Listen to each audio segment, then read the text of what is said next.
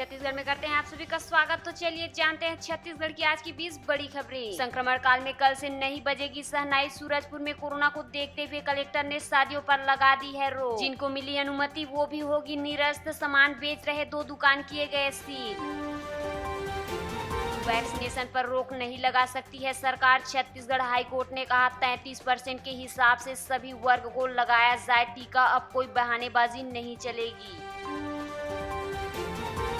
Mahasamund jail break 5 फरार कैदियों में से 3 को पुलिस ने पकड़ लिया है। लापरवाही करने वाले 4 अफसर को किया गया है निलंबित। एएसपी बोले गार्ड के न होने का उठाया बंदियों ने फायदा। पुलिस कर रही है 2 बंदियों की पूछताछ। अब तो जागरूक कीजिए सरकार। सर्विलांस टीम को ग्रामीण ने फरसा लेकर दौड़ाया। जान बचाकर भागे कर्मचारी। वैक्सीनेशन को लेकर फैली अफवाह पड़ रही है भारी। यह मामला कोरबा का है। यहां पहुंची टीम को तो एक ग्रामीण ने मारने के लिए फरसा तक उठा लिया था। किसी तरह कर्मचारी वहां से जान बचाकर भाग निकले। पुलिस ने गुरुवार को एक आरोपी को किया है गिरफ्तार। उसका रिपोर्ट भी पॉजिटिव आया है।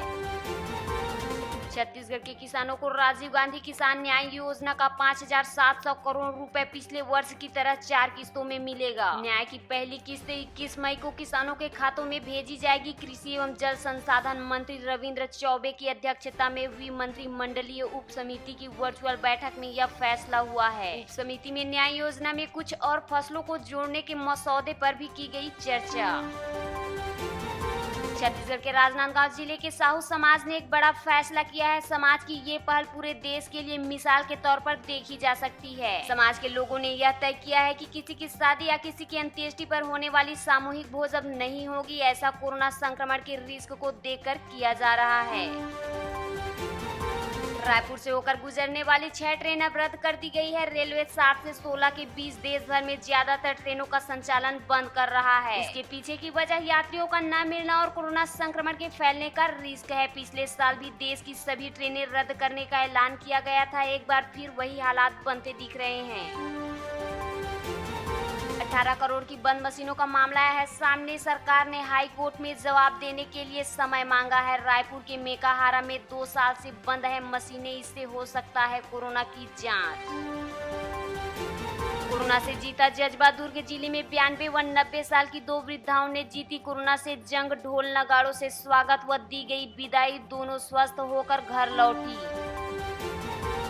बीजेपी के सांसदों और विधायकों के आवास का घेराव। नेताओं के घर के बाहर धरने पर बैठे एनएसयूआई के कार्यकर्ता। राज्य को केंद्र की दर पर वैक्सीन उपलब्ध कराने की है इनकी मांग।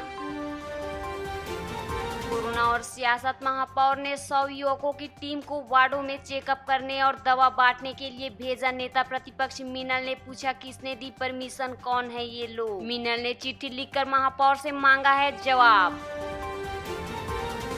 भाजपा को भाषा से शिकायत। छत्तीसगढ़ में स्वास्थ्य विभाग के सर्कुलर की भाषा पर भड़की भाजपा। पूर्व मंत्री अजय चंद्राकर ने केंद्रीय कार्मिक मंत्री को भेजी है शिकायत। भाजपा युवा मोर्चा ने मनाया ब्लैक डे। नेताओं ने सोशल मीडिया पर लगाई काली प्रोफाइल पिक्चर। प्रदेश सरकार पर टीकाकरण में फेल होने का लगाया आरोप। रात भर शव के साथ पड़ा रहा युवक। बाइक पर घूमने निकले थे जीजा साला। हादसे में साले की मौत हो गई। सारी रात सड़क किनारे घायल पड़ा रहा युवक। सुबह पुलिस ने अस्पताल पहुंचाया। रुपए के लेन देन के मामले में युवक की हत्या। 2 भाइयों ने मिलकर चाकू और हंसिए से वार कर एक युवक की जान ले ली। दूसरा गंभीर हालत में अस्पताल पहुंचाया गया है। दोनों आरोपी कर लिए गए हैं गिरफ्तार। रायपुर के बीरगांव में एक युवक की सिर्फ इस वजह से हत्या कर दी गई क्योंकि वो अपने दोस्त का मोबाइल वापस मांग रहा था। घटना नागेश्वर नगर की है। नक्सल के खिलाफ अभियान। दंतेवाड़ा में डीआरजी जवान निकले थे नक्सल ऑपरेशन पर। रास्ते में इनामी नक्सली शहीदा का स्मारक दिखा तो ग्रामीणों के साथ मिलकर किया इसे ध्वस्त। कृषि मंडी के गोदाम में कोविड सेंटर। 20 दिनों में बनाया गया 500 बेड का अस्पताल। 120 में ऑक्सीजन की सुविधा है। सीएम बघेल ने किया ऑनलाइन इसका शुभारंभ। छत्तीसगढ़ का भिलाई स्टील प्लांट लोगों को सांसों की संजीवनी देने का काम कर रहा है। यहाँ काम करने वाले कर्मचारी दिन रात काम करने में लगे हुए हैं जिससे ऑक्सीजन आपूर्ति में कमी नहीं आए। छत्तीसगढ़ के भिलाई में कोहका के साकेत नगर में देर रात घर के अंदर एक विचित्र नस्ल के सांप को देखा गया। दहशत में आए घर वालों ने नोवा नेचर के सदस्य अजय कुमार को दी इसकी सूचना। सांप की पहचान रसेल वाइपर के रूप में की गई। ये दुनिया का तीसरा सबसे जहरीला सांप है।